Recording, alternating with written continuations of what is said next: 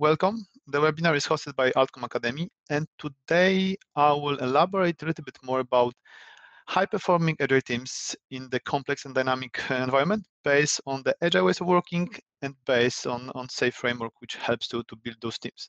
I will try to share a little bit about my experience, my successes, failures, and hopefully you can find something useful, something which you can copy, try it out at your environment, and which will make you successful as well on your journey while building agile teams. Before we jump to the presentation, few organizational comments. Beside the recording, the meeting you have a chat window, and whenever you would like to paste a comment or a question, you can differentiate it when you are writing the message in the chat window. Down on the right hand side, there is like a question mark. If you will just mark it, it will turn blue. It means that your question will get a tag question, so it will be easier for our moderators. We have Tomek and Veronica from Outcome Academy who are trying to deal with the chat, and we'll try to sort it on the way. So whenever pasting a specific question to the content, please try to use this question functionality. That will help us to manage the questions from the crowd. We are quite big room, over 140 people right now, and the number is growing. So that will make our life easier, and hopefully can put a little bit more structure on the content. And saying that, this webinar will be a little bit different. I will try to engage you with using some quiz questions. So from time to time, you will be asked to provide some answers from the list. So be active and try to provide your feeling. I hope you will have fun as well trying to answer those questions. Yeah, I think we can jump to the material. So when it comes to my person, who I am, right? My name is Michał. You can call me Michael. I'm not an agile evangelist. I'm more like agile enthusiast who is trying different things in practice, and sometimes I like things from widely mentioned agile ways of working. Sometimes I don't like them, and I'm more than happy to elaborate about that. So please think about me like a practitioner who tried different things and has some strong opinions on different tools and some approaches. I'm a servant leader. I have background in the finance and banking sector for many years. I used to work for aviation and for the telecom companies and in the consulting. And this is where I try to put my experience in practice. And talking about the agile evangelist versus agile enthusiast, right? The reason why I'm saying that is because I'm coming from the traditional project management, let's say, path. I used to be a project manager many years in the past, and I used to, let's say, execute projects following the waterfall ways of working. However, last decade, I would say I went through my personal transformation. I changed the approach, how I deal with people and how I'm building the teams. And that's why I can share some my successes and failures with you, so everybody can get some value here. So currently I'm working as an agile coach for a Nets or Nexi Group company. This is a paytech organization which is handling different kind of the payments. And in parallel to that, I'm an active trainer for Outcome Academy, where I'm providing various SAFe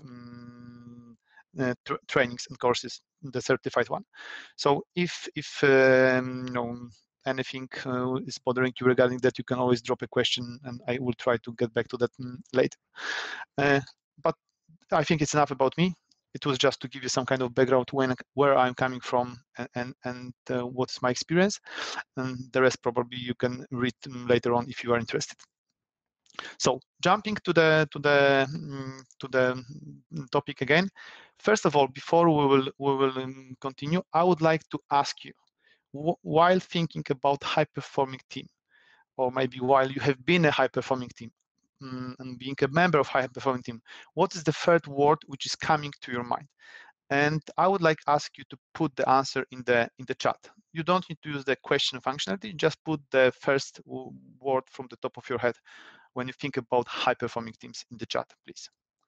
Okay, cooperation, effective, nice, collaborative, organization motivation and team members, focus, flexibility, goals, transparency, ambitious, less management, I like that one, relation, communication quality, experience, people, very good, reliability, self-organization, KPIs, okay, communication, trust, super, on time, communication gain, low bureaucracy, agile, super, satisfaction, great, empowered, super,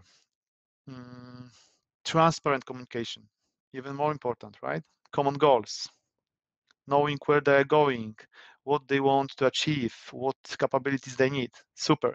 Guys, I like all the ideas. And of course, probably if we would connect them together, we'll get pretty nice definition of the high-performing team. So let's see how together and what we can do as the leaders to help to achieve this high-performing state for a team. So let's imagine that you are struggling with a bunch of people who are demotivated, who were asked to or forced even to work together, right? You have different characters, individuals, which bring some kind of conflict.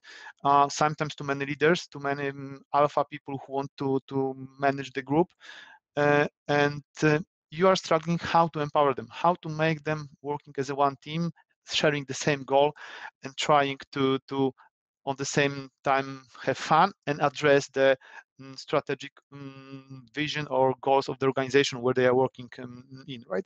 So this is the problem statement which we are currently facing everywhere. I'm not talking just about the IT or software development. In any organization having a bunch of people, right, there will be some kind of tension at the beginning, and we need to find a way how to deal with that so the people can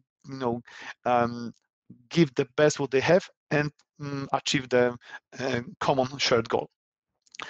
Saying that, this problem statement seems like a really good opportunity to build a community which will have the same identity, who will be willing to self-organize, maybe improve everywhere, every time, right? Raise the bar every day, searching for improvements, and simply delivering together while seeing a value behind the work which they are producing.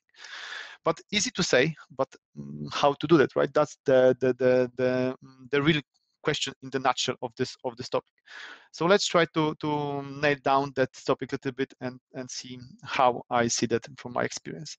So saying that, today we have prepared an agenda where we'll give a little bit introduction to the agile as such. I will talk a few words about SAFe framework, how it helps in the really big organization in the scale setup, and then we'll jump to the team dimension, right? What kind of skill sets do we need in the team? Who are we?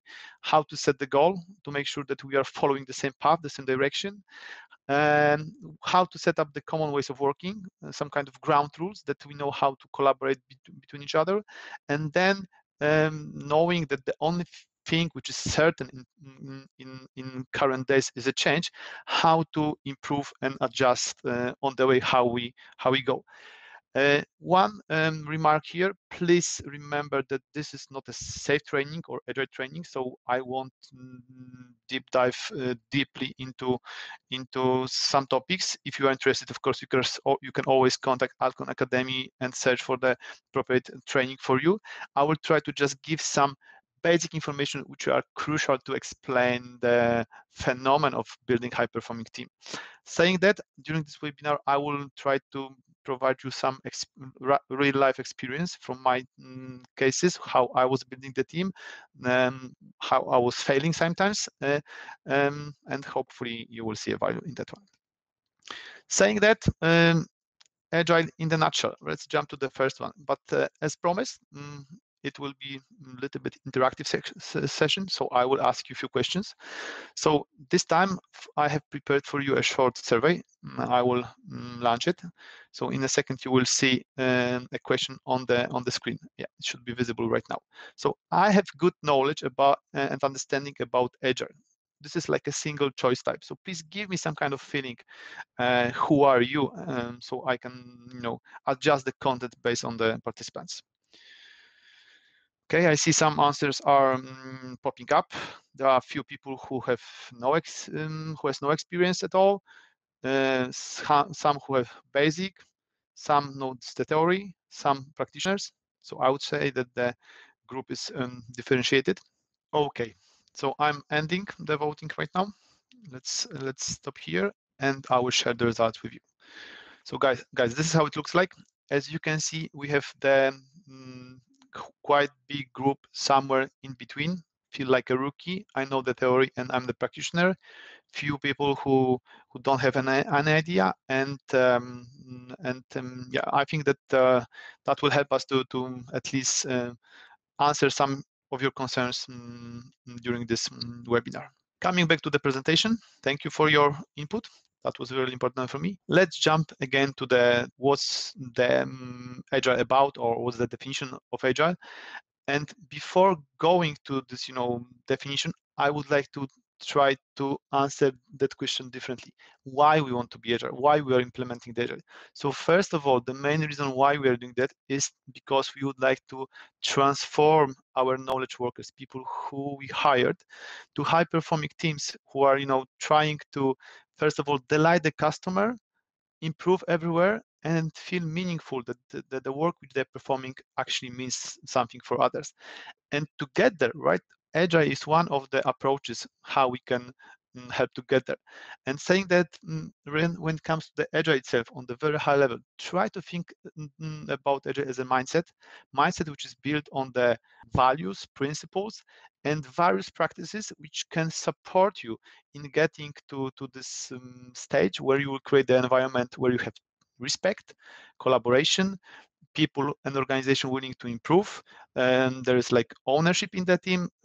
We can focus on the actual value for the customer, and we have the possibility to learn from the failures and adapt and adjust quickly when the change arise. Saying that, being agile, it's not the same what means doing agile. Very often we observe in the organizations that people are taking the values and principles and implementing them without any thinking in the organization, and making this even more visible, right? They are taking the project managers, calling them scrum masters, taking the business analysts, calling them product owners, putting into calendar some ceremonies, answering some basic questions, and they believe that that will improve their life, that it will shorten the quality, that it will shorten the lead time, improve the quality, and everybody will be happy and everything will work.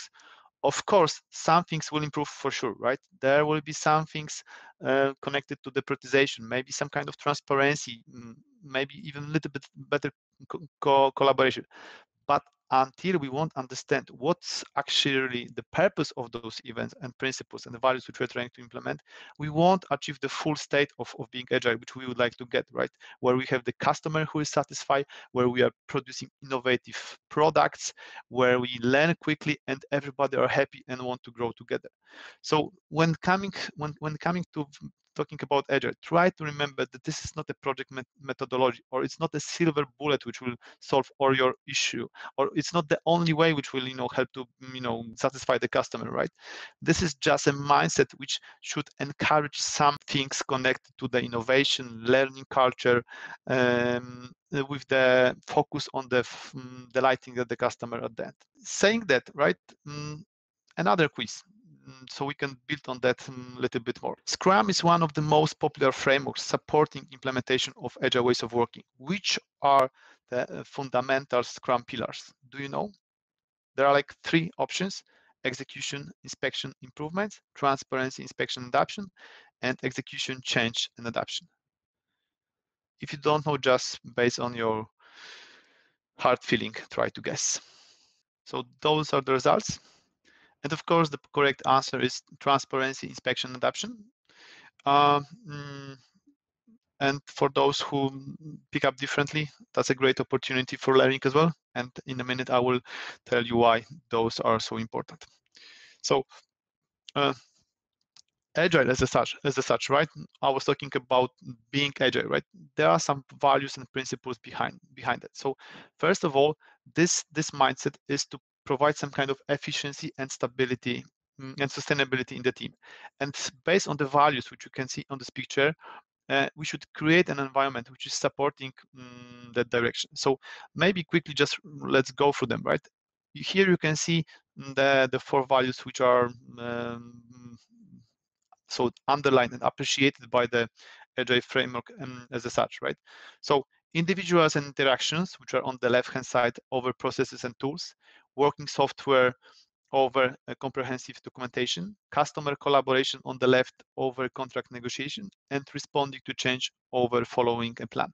It's very important to underline and to understand that everybody in the organization will understand them and will live accordingly to them on daily basis, right? So not only teams, but all the management and all the organization members in the organization should know them and should try to work accordingly to them.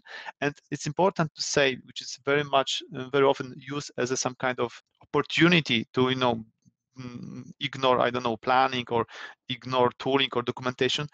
People are using that in the wrong way, but because we need to remember that this manifesto is stating that we are not ignoring processes and tools. We are not ignoring comprehensive documentation. We are not ignoring contract negotiation, and we are not ignoring a plan, right?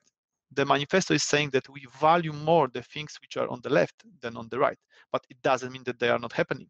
They are happening, but they are happening in different way, right? So always try to think about it, that first collaboration, first working software or working product, customer and change, and then let's see how we can deal with that, having that in mind, right? So the value and principles allow the teams to be adaptive and to respond quickly to what's happening and provide feedback from customer very, very quickly. Saying that values, it's not the only thing. We have 12 principles which are supporting those values, and I'm not going to go I'm not planning to go through all of them, because it will take at least half an hour. It's more like to show you that there are different principles, and I put a telescope on few of them which can be useful from the our topic perspective, right? From the building high performing team perspective. So that try to think that according to the first principle, right?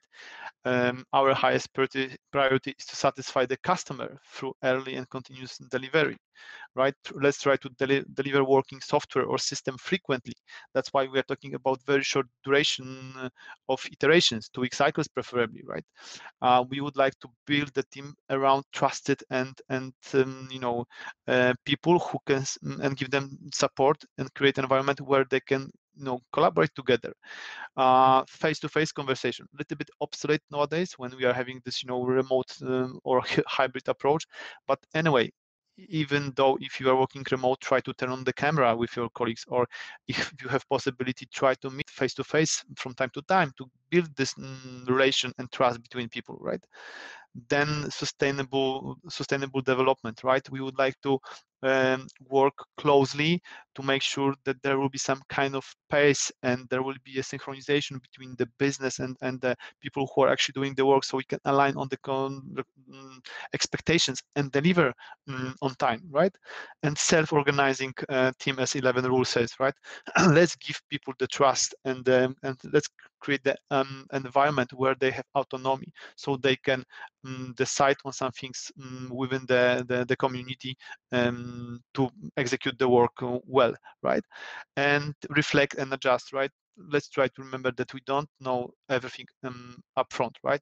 It's okay to experiment. It's okay to fail and have the learnings out of that and improve quickly, right? So those are the principles which together with the values should create this good atmosphere and environment for growth.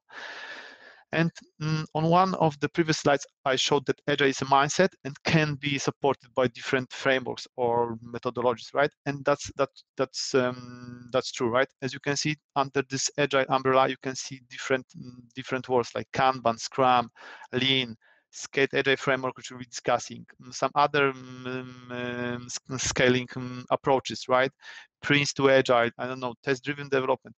all those are some kind of frameworks, practices, or bodies of knowledge which can support achieving that mindset, this stage, right? So I'm not saying that one is better than another, right? I'm just saying that there are different ways how to get to this agile stage, and it's really up to the organization and to the environment and to people who are working with that, how they would like to implement it. And probably there are many ways how to get there. It's more like being consistent and being true to the values which the organization agree to execute and perform. Agile, as such, is a mindset, and it can be implemented by different frameworks. I don't want to talk about the Scrum or any other approaches for single teams. I just wanted to give you some little background about the Scaled Agile framework, which is a part of today's webinar as well. So SAFE, in other words, fully called Scaled Agile framework.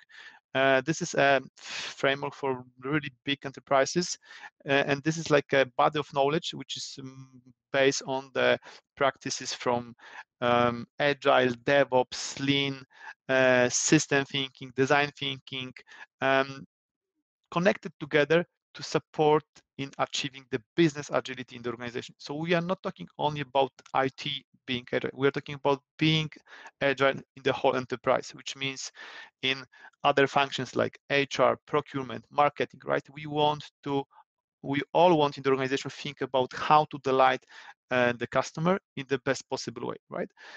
So this is the framework, which is, I think, the most popular right now when it comes to implementation scale worldwide.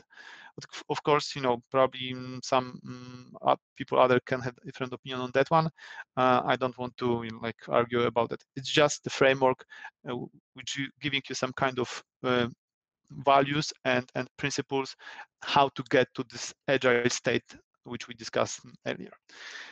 Saying that just to show you how it works more or less. So this is the Safe for Lean Enterprise picture, and here you can see there are different approaches how to implement it. You can start from the essential configuration, going through large solution, a portfolio, and full configuration. And as I said, if you are interested in getting deeper knowledge about it, please visit our pages and find the proper training for you. However, it's just to show you that it's really well designed to support different enterprises depending on the need. And this framework is built on the 7 competencies. There is Lean Agile leadership in the foundation, and there are like 6 other here on the left-hand side, as you can see, starting from continuous learning culture, going through team and technical agility, agile product delivery, enterprise solution delivery, lean portfolio, and organizational agility, which are supporting the teams who are working there to get to this stage. And saying about the 7 core competencies, right? Again, I don't want to go through all of them, but just to indicate that from the team perspective, from the building high performing team perspective, right? The most important competencies for now at this point are the team and technical agility, which are providing some kind of rules and practices how to build such teams. The second one is lean agile leadership, how to build the foundation for the mindset which we discussed, and then continuous learning culture, right? How the organization should look like, that we would like to have people who are willing to grow, who have the opportunity to innovate and learn and repeat over time. So those two with this telescope put it by me here are the most important from this topic perspective. Going further, as you have seen in the Agile Manifesto, right, there are 12 principles, and of course we have principles in SAFe as well, which are a little bit interfering with the Agile principles. However, I would treat them as some kind of additional material which is helping to set the environment and some ground rules for the large-scale organizations. And again, I don't want to go through all of them, just to mark those which are important from the building high-performing teams perspective. So please look at the principle number 4, build incrementally with fast integrated learning cycles, so short durations when we can show the product to the customer and get the feedback. when it comes to the visualization of work and trying to build small pieces of the product so we can again show it quickly and get the meaningful feedback, apply cadence synchronized with cross-domain. So in this perspective, we are talking about many teams working together, so we need to find a way how to connect those teams together. Principle 8 is extremely important about unlocking the intrinsic motivation of knowledge workers, so how to create the environment where people can grow and give the best what they have, and how to decentralize decision making, so give the power to the teams so they can decide on how to build the things. And the last one is about organizing around the value, so actually answering why we are here and why we are building that. Does it make a sense? Does it bring any value to the customer, right? So knowing the answers for the questions for sure will help us to build, design the structure of the team, which will support the goals of the high performing. So summarizing the agile in the nutshell part, right? So think about agile as a mindset, and this is an empirical approach where we don't know anything upfront. We need to try it and then improve. It should be implemented via short cycles, preferably the shortest, because we can get feedback faster and improve. There are 4 values in manifesto supported by 12 principles. It can be implemented by various frameworks like Scrum or SAFe, for example, right? And it is applicable at scale. Of course, you need to think how to do that, but there are different ways how to be successful at this stage. So let's jump then to the real purpose of our meeting, right? Let's jump to the team, how to build the team, right? So every time we are thinking about the team, we need to think, what does it mean? What's the definition of the team? What kind of skill set do we need to achieve the goal? What's our goal? Quickly, again, quick survey for you, just to give me a break with talking and give you a chance to elaborate a little bit more. Before we'll jump to that, please give me the heads up. What roles should an agile team has to achieve high performing stage? And there are multi-choice options possible here. As you can see, what roles should an agile team has to achieve high performing stage? I would say that the answer are spread across all the roles which I put into the survey. And being honest with you, answering as a consultant, it depends. I don't have a good answer. It depends what you are building, what is your team, what is your area. So I don't want to put any focus on or any role, because for me role is just a title. I just want to think about what kind of skill set do we need in the team to achieve the specific goal. So in general, all of you are probably right, depending on the context. And what is the optimal size of an agile team, right? Many people pointed out between 5 to 11, and that's, I think, the best answer. Of course, you can have a team of 12 or 13, but remember that, more people on top of 11 will always make the communication more complex, and it will be harder to deal with that. And starting with 5, this is a number of people where you need some kind of coordination to make it efficient, right? So that's how it looks like in practice. So thank you for sharing your view on that, and let's try to now justify a little bit what I just said. So as I said, I don't care about the job titles. I would like to look into the roles, what we need to achieve. And here on the slide, you can see like 2 types of the teams, right? The traditional one, where we have the manager with the tie on the top. There is some kind of reporting line. Everybody are asking manager for permission, how to do. There is some collaboration between team members probably, but only between a few of them. Not everyone are dealing with everyone. There are some people who are performing work individually, and they're just giving this update status to the manager, probably, right? And on the left hand side, we are having another agile team. People who are together, they are equal. They have the same goal, and they need to communicate with each other to see how we can advance our goals at the end of the iteration. So having this high level of this definition, right? Let's look how it looks like from the SAFe perspective. So try to think about an agile team like a team which has all the necessary skills to perform the work, whatever it means. right? That's why I said that the job titles are not important. If we need a tester, let's have a tester. If we need a developer, let's have a developer. If we need a lawyer, let's have a lawyer, right? If we need an HR person, let's have an HR person. It's just to simply understand what is needed, what kind of skills are needed, so we can implement the product, the system, the solution within this team, that you have all the capabilities and skills which are crucial to implement the solution, right? Size between 5 to 11. The team members can come across the organization from different units, which is normal. They should be fully allocated to the agile team. The only thing which helps to self-organize, at least at the beginning, is that very often we are starting with having two specific roles, Scrum Masters and Product Owner, who should help to get the team to high-performing stage. And it's important that this team, which we will design, right, is capable of providing the value every some certain point duration of time, like iteration. It can be 2 weeks, 3 weeks, but preferably the shorter one. And saying that, right, let's look in those two specific roles which are unique for this approach, right? We're talking about a Scrum Master, a person who should be treated as an agile coach for the team, someone who will help build the process, teach the process, someone who will help to facilitate the events, to make sure that we are agile. We are not just doing agile, as I talked earlier. So make sure that we'll get the expected outcome from the meetings, right?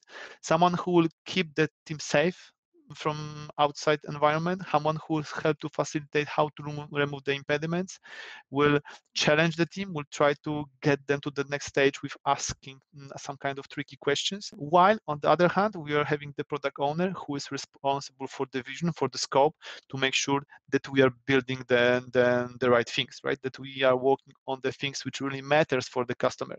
So the product owner who will own the backlog and will be taking care that the backlog is maintained and we have enough requirements which are coming in to the backlog and which are prioritized, so the team know how to execute them moving on. So those two roles are helping, and I would start with that someone in the team should be capable of stepping into those roles and then having the rest of the team. I said again, I will repeat, I don't care about job titles. I'm taking care about the skill set which I need.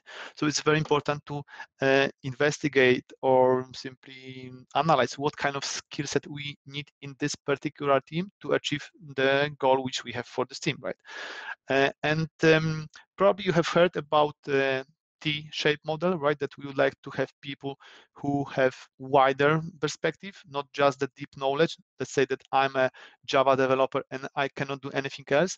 So coming back a little bit to the agile mindset, right? We are looking for people who are willing to develop, who have the wider perspective and would like to learn new things.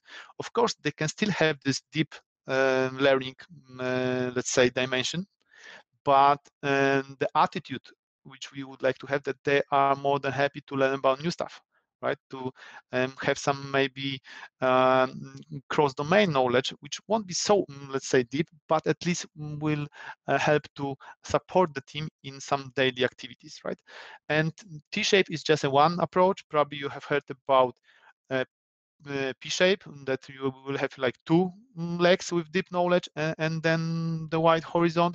And there are, people coming out with new ideas that, that P-shape is not enough. Let's go with the E-shape or M-shape, right? That we have specialization in many activities. That's all fine. I don't change that. It's more like that we need to have this mindset that, it's good to have different specialization, but we should be open for both skills, so we can have some basic knowledge, so we can together in the team support whenever, I don't know, someone will go sick or some additional capacity will be needed to handle that. So that's why it's so important. Skill set of an agile team, right? So to build the high-performing team, right, it's important that we need to think about team members as a team which will be diverse. We have different different skill sets and different experience. So together we can deliver the value. The team should be cross-functional, so they should be able to deliver the value from the end-to-end perspective, from the requirements gathering process to the actual delivery.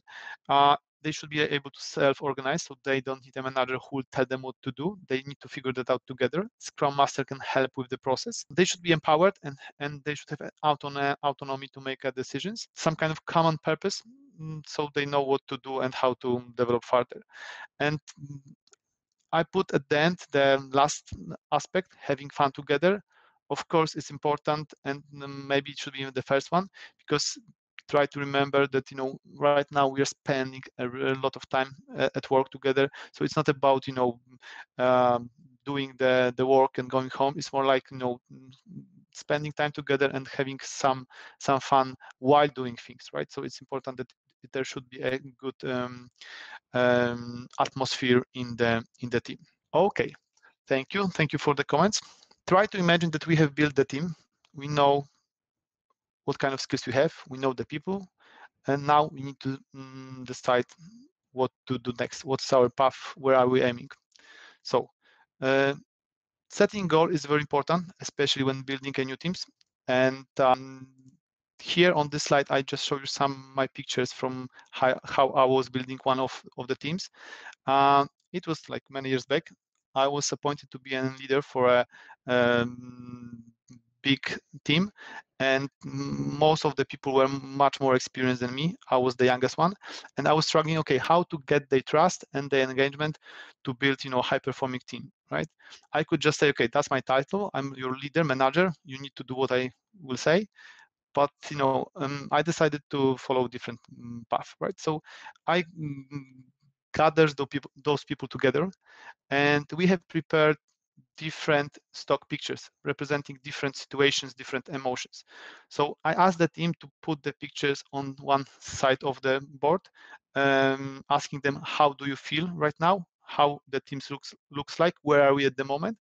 And then on the right hand side, we built a to-be state, how we would like this team to look like in the future, right? So every single member, not depending on the, I don't know, maturity level, was able to speak up and express themselves. So people were putting different pictures, like from chaos to self-organized team, different nice pictures which we got printed out from the internet. And they were providing the story behind it. So we could understand who they are and how they are thinking. Having such board built, we identify the actions in between, how to get there, what kind of things we need to do as a team to get to this to be state, right?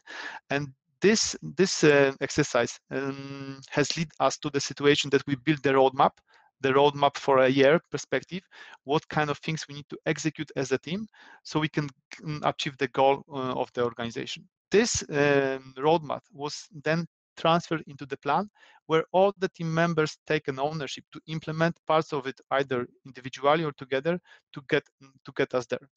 And what was the best thing of that it wasn't my plan. I was just providing some kind of rationales why we are here, and the team together came to the plan, and we defined the goal together. So we were owning the plan and the goals, and everybody felt engaged and responsible for the plan, so to say. And that was really really nice experience. And of course, this is just an example how you can do that, and there are different ways and different tools to achieve that. I think the most important learning from this is that you need to be transparent when it comes to why we are here, where we would like to be, and let the people show what they would like to do and how they would like to the goal, and then connect that together.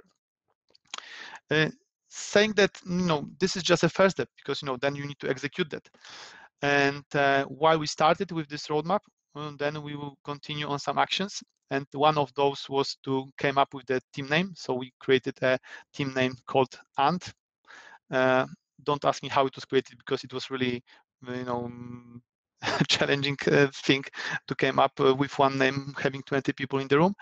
But we created an ant, and then try to imagine that people were so used to that name that someone was on the vacation and bought a silver ant. So then we used the silver ant as an ant of appreciation. So this ant was traveling with us from person to person, and was spending like 2 weeks on the desk of each person, and then each person was presenting some details about himself, so we can get better. We created a T-shirts with the ant logo, so we are using those T-shirts while we are having in the office.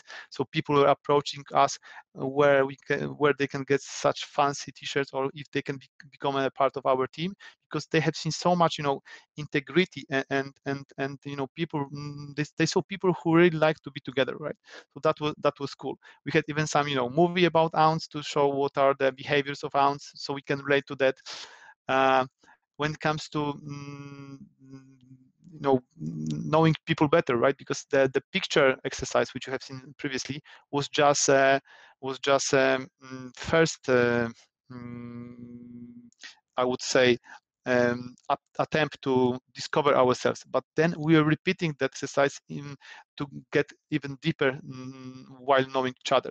So when COVID started, we had to continue, so we did an exercise that everybody took a picture of the fridge, and only one person knew whose fridge is owned by who, and we're sharing the pictures, and people were guessing based on the order in the fridge, based on the things which you can find in the fridge, and that slowly built even more trust into the team members, because we are so eager to open our fridges to show to our colleagues, right? Of course, again, this is just an exercise, but you need to know when to implement that, when is the right time to go maybe a little bit farther in this knowing each other process. Continuing on that one, right? Having that roadmap, knowing each other, of course, you can do other stuff, right? In one team, we did like a mind map, so everybody position themselves in the middle, and we agreed on the dimension which we'd like to discover. So everybody answered the questions. I know what kind of family you have, what kind of music you like, what is your favorite thing, book, right? You can define the dimensions as you wish, right? Then we built a map of the team. So we composed a really big charter picture, and everybody was drawing a country, and we are trying to draw close to each other. So someone draw, I don't know, country in the shape of, I don't know, banana, because he likes banana. Someone would draw a country in the shape like a mountain, because he loves mountains. Someone draw a country aside of the picture, because he is like very individual person, and he doesn't like to collaborate with others, right? So we're trying to build and draw the bridge between those two countries, right? So it was very like again, next step, trying to uncover things which we like or don't like about ourselves. You can do exercises like moving motivators from management.30 to see which dimensions are important for us, right?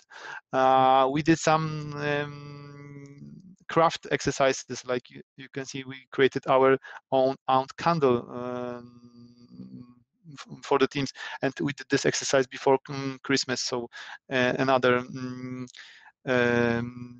I would say integration activity. But you remember I said that we want to have fun, so people like to work hard, but they would like to be rewarded after that, and having fun together is some kind of reward, right? And you can see here there's a picture of me and my very good friend and agile coach as well, and I'm running in this Aunt t-shirt, which was a technical t-shirt, very good quality, so it was really cool, and I was proudly wearing that even at work before I started to run with that, of course, because later I was using it for running. So setting goal, it's important to provide this identity to the team, right? Supported by the vision, so that we know who are we and where are we going to. Provide the time for the team to spend together, create the opportunities, so we can discover ourselves, we can learn about our friends, our teammates, right? We can co-create together, and we can celebrate birthdays, I don't know, successes in the projects, some failures.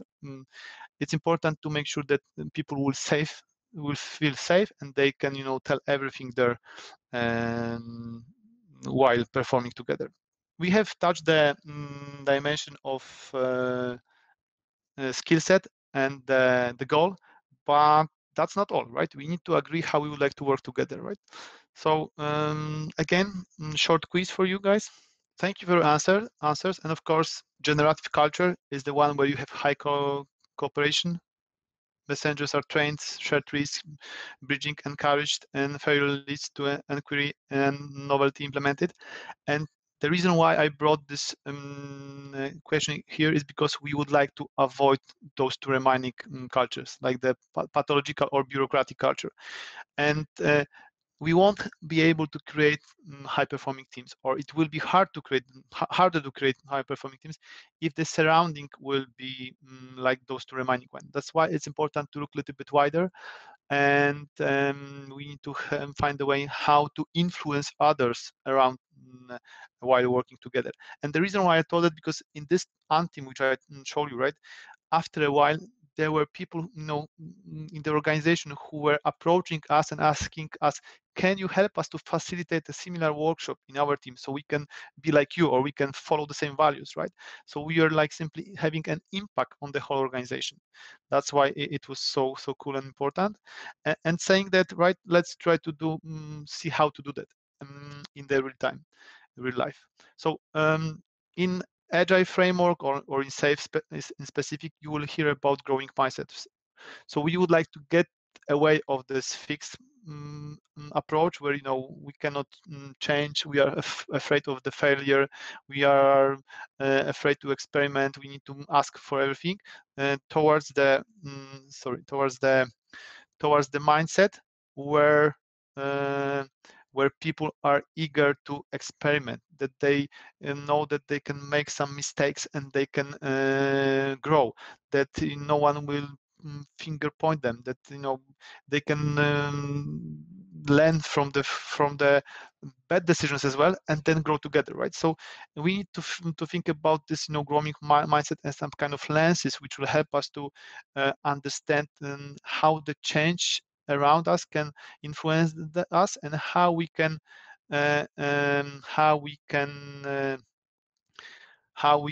simply make a value of that, right? What kind of beliefs we need to have in place so we can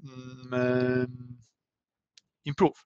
I used to always say that I prefer to ask for forgiveness rather than for permission by trying new things. So try to think about that in that way, right? That if you have an idea, just implement it, try it out, and then gather the feedback. If that was a bad idea, say sorry and try another one, right? Not instead of not doing nothing and waiting. But this is just the one thing. And here on the second slide, you can see here on the right upper corner, there is this Agile manifesto with those 4 values which I elaborated already. But this is not the only mean of building this growing mindset and this generative culture which we discussed, right? It's more about other things as well. And here, SAFE framework is coming with Safe House of Lean. So you can see a Safe House of Lean, which is coming from the, I would say, manufacturing experience, where we have value on the top. So again, asking why we are doing that, what's our vision, what's our goal, where we would like to get. We have the leadership in the foundation, where without leadership support, we cannot get there. And we have 4 pillars, like respect for people and culture. So people who are actually performing the work, about the flow, which is helping us to optimize as we go, to make sure that there is no waste, that there is a space for innovation, we can experiment, and there's this constant pressure on the improvement, that we can try new things out and we can learn from that.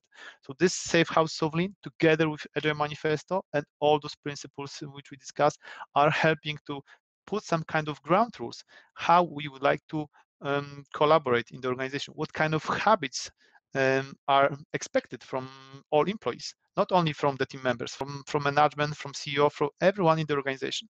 It's important that everybody will understand that and will respect that.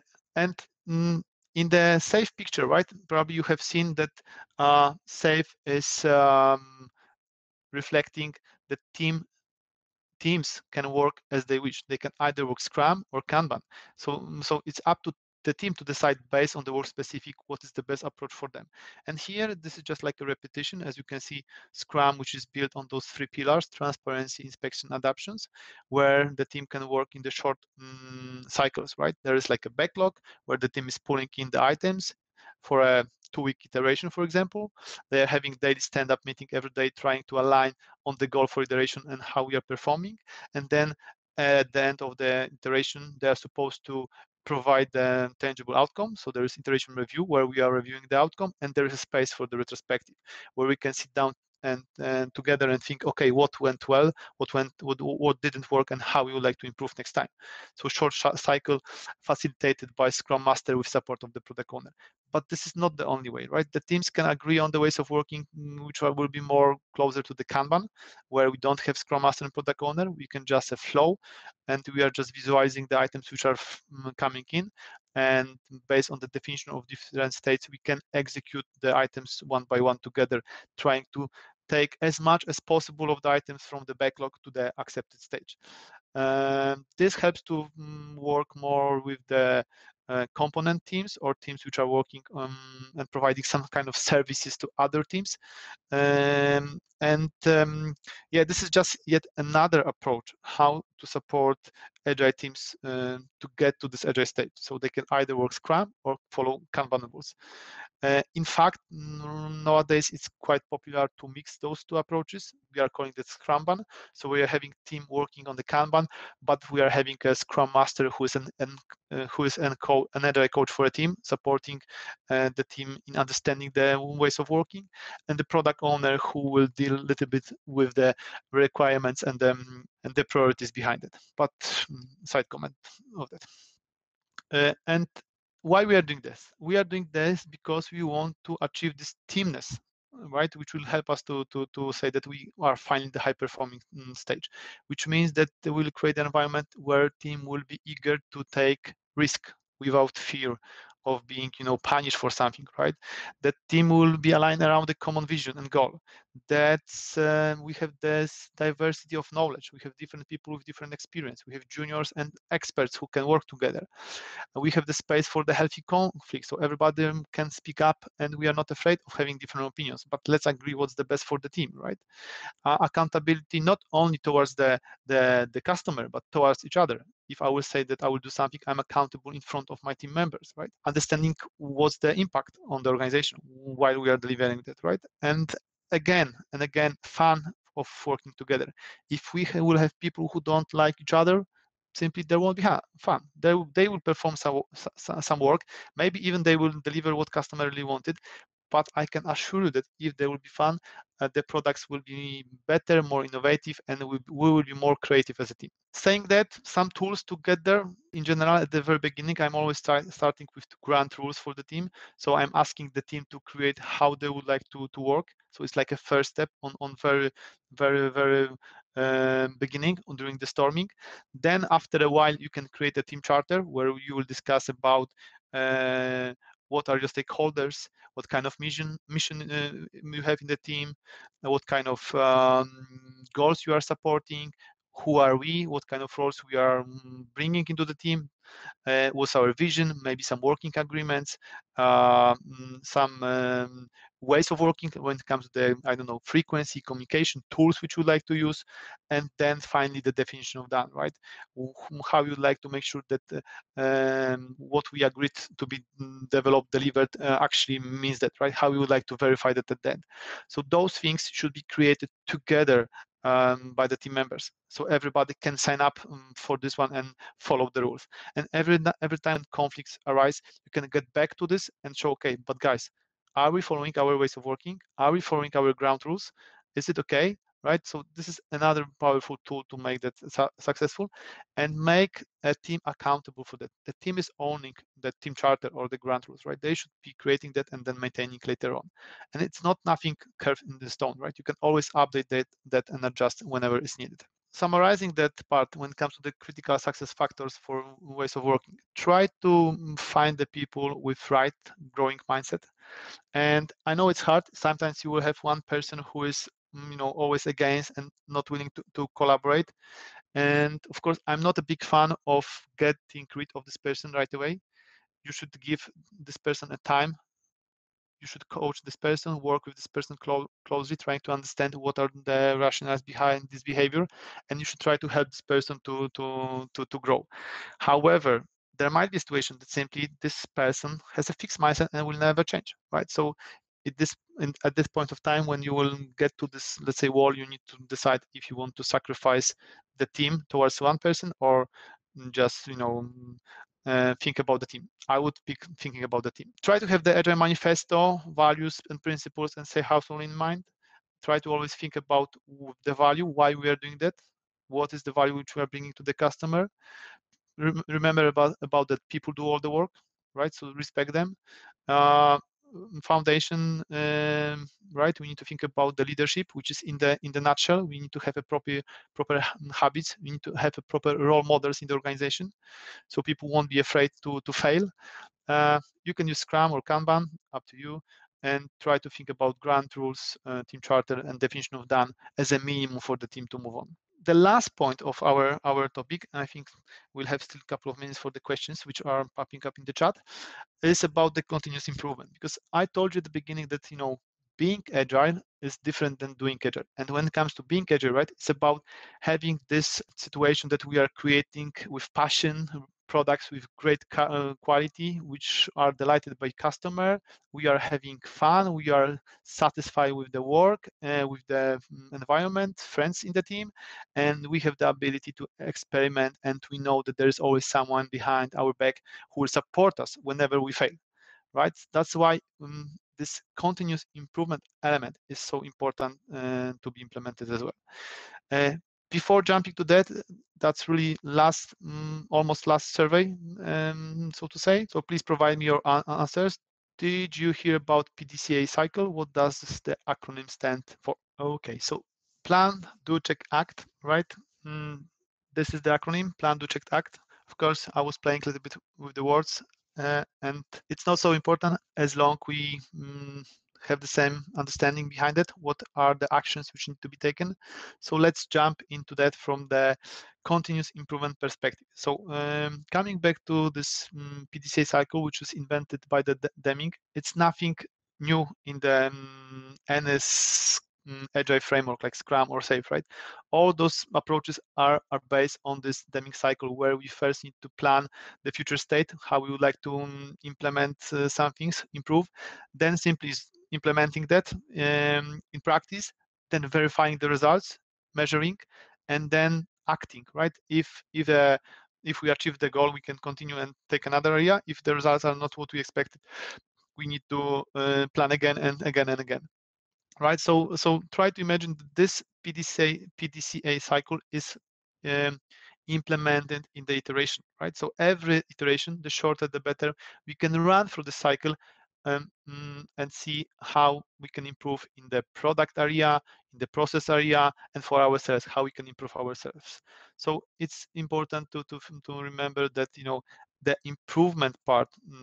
In Agile, we are saying the continuous improvement, or in Scrum, sorry, and in the Safe, we are saying even more stronger, like relentless improvement, right? That we need to be aware that an environment is changing so quickly around us that we cannot stop improving, right? We need to always seek for other opportunities how to do things differently, better, faster, with better quality, because always something can happen, right?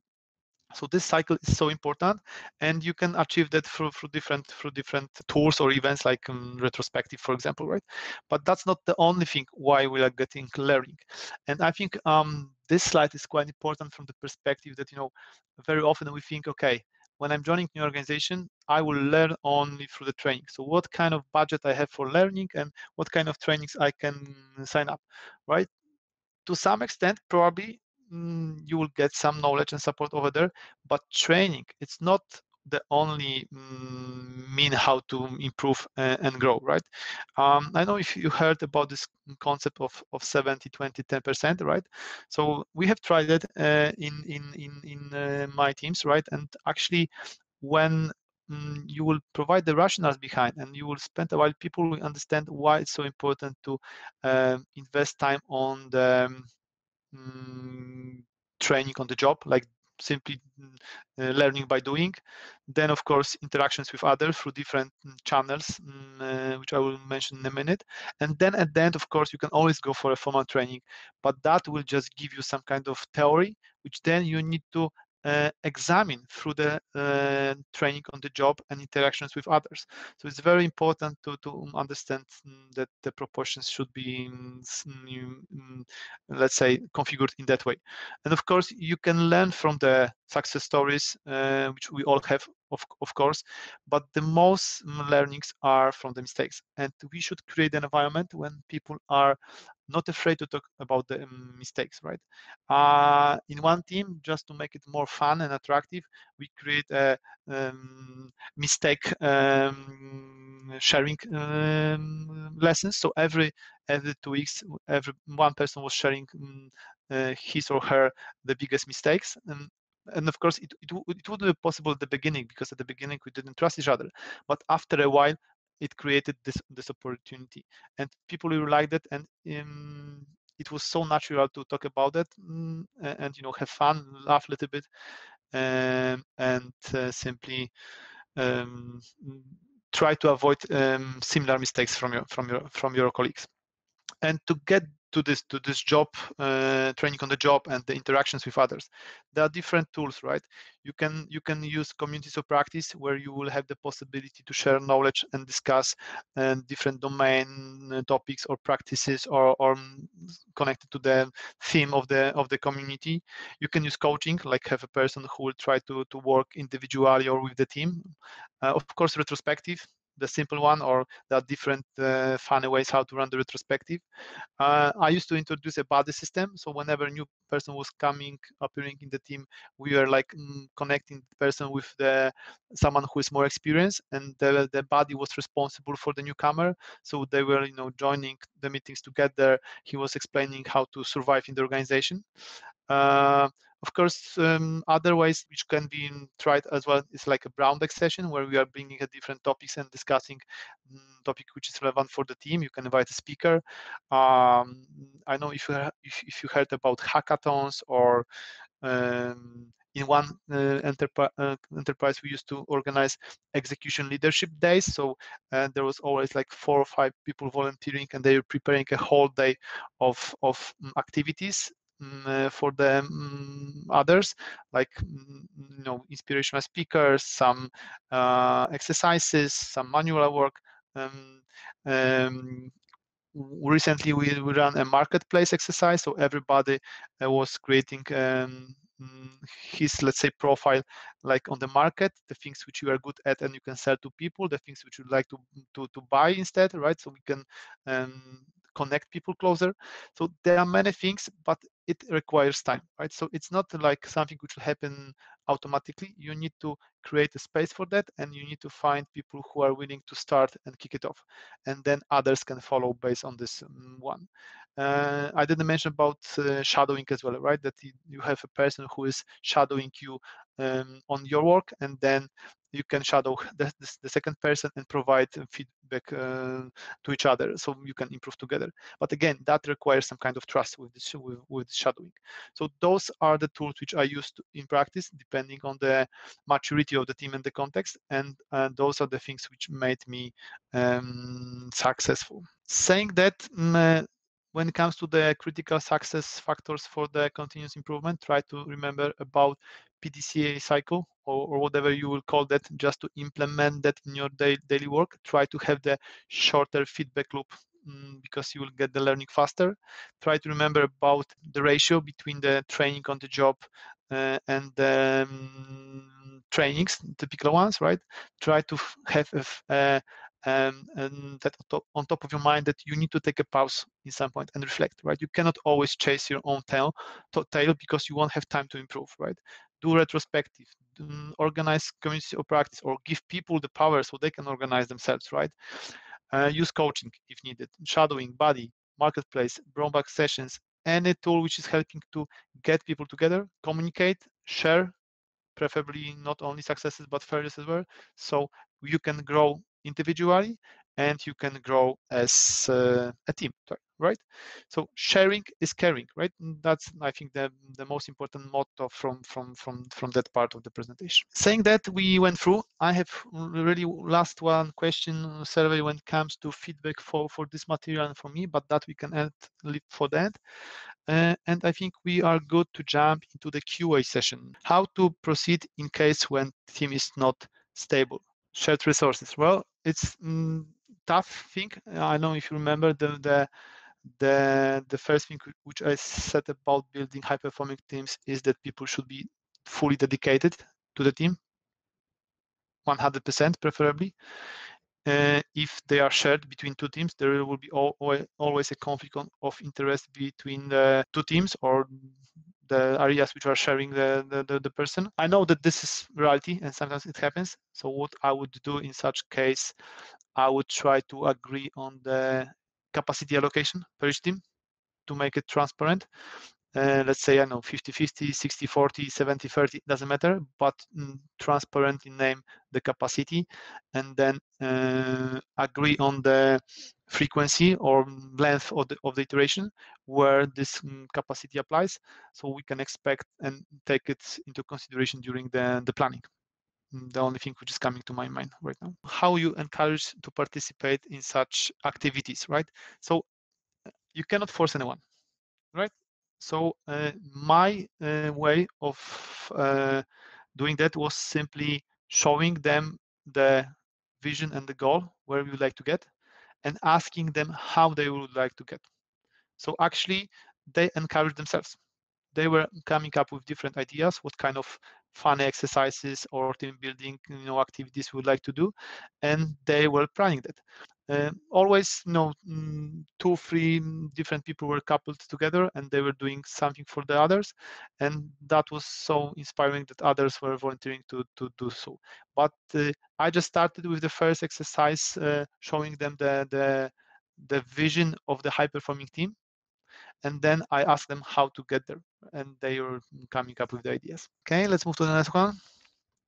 Based on what you people will like it. Well, it's similar answer as the previous one, right? I asked them to pick up what they would like to do. Sometimes they will say it's stupid, we don't want to do that. That's still fine. But then the first question is still valid. How would you like to get to high performing team? So tell me, right? Because it's easy to say it's stupid or I don't like it. But tell me then, what is your idea how to get there, right? If you have better idea, I'm open to discuss that together with the team. It's not my decision, it's our decision. Can you share the team map matrix, of course, without names? I think, Marek, I can, but can you approach me on LinkedIn so we can connect and then I can share the map with you? Are you able to create a team from individuals who represent conflict personalities? I believe I am. It may be harder than usual.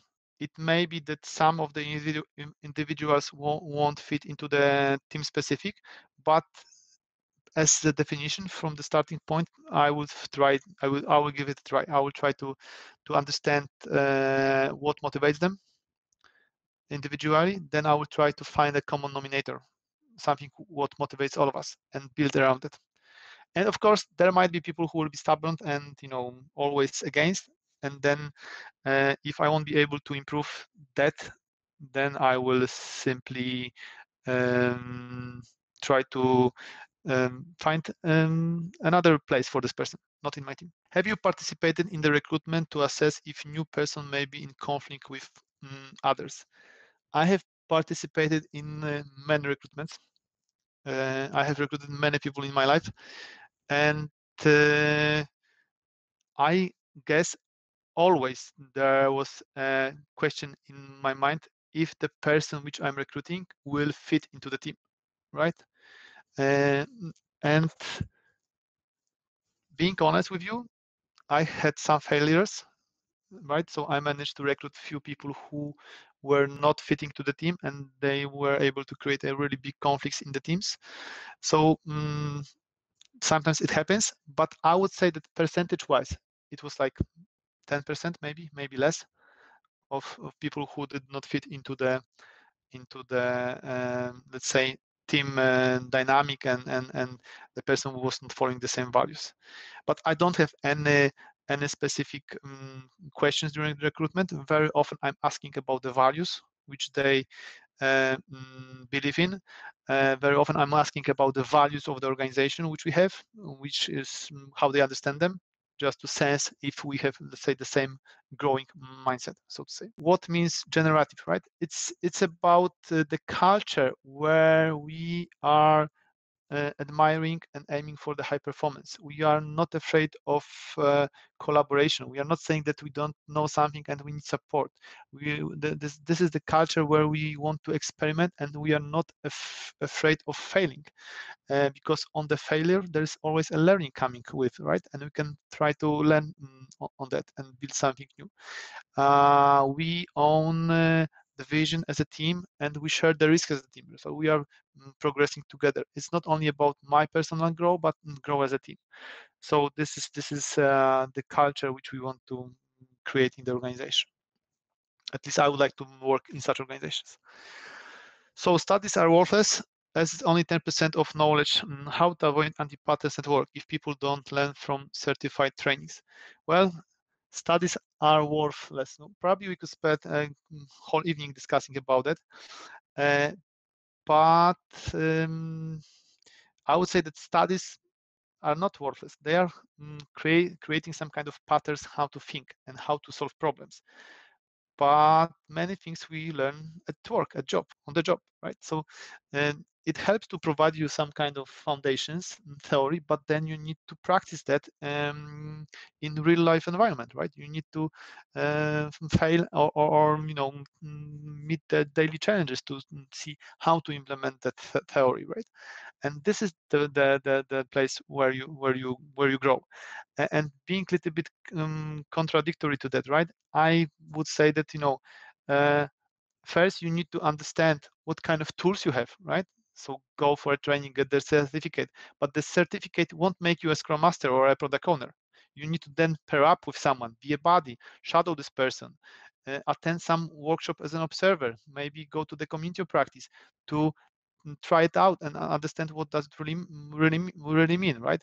So later on you can say that you are not doing agile, but you are agile, right? That's the difference, which I would say. How Scrum roles are communicating with each other in SAFe, what are the responsibilities? Whoa, that's a long topic for a SAFe training. And yeah, there are many roles in SAFe framework.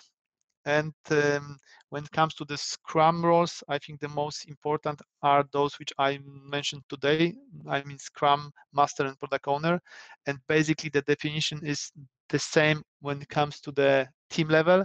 However, in SAFe, Scrum Master and Product Owner has wider responsibility when it comes to the collaboration with other teams, team of agile teams. Right, so that's a short answer. But if you would like to learn more about that, Magda, maybe please sign up for leading SAFe training or SAFe for teams maybe at the beginning, which could be a good place to search for more detailed information. If people doesn't understand basics, they go to the anti-pattern because it's easier. True statement, nothing to add here. Okay, I think we went through all the questions. Saying that really last survey for me, guys, before you will end here. Thank you for being with us. I hope you liked this, and yeah, in case you need anything, just join the Altcom Academy pages, see what kind of events or additional trainings we have. You're always more than welcome to approach me or any of my colleagues. We are here to help and share. As I said, sharing is caring, and we should be helping others to grow too. So what's in it for me? How useful the webinar was for me? It could be better. I learned few new things. It was worth investing time. I was inspired. I would like to learn more. It has exceeded my expectations. I would join the next one. Once again, thank you for your feedback. That was really meaningful for me. And thank you for investing your time. And yeah, see you around. In case you need something, please connect or approach Altcom Academy to get more support in the specific areas. Wish you all a great day.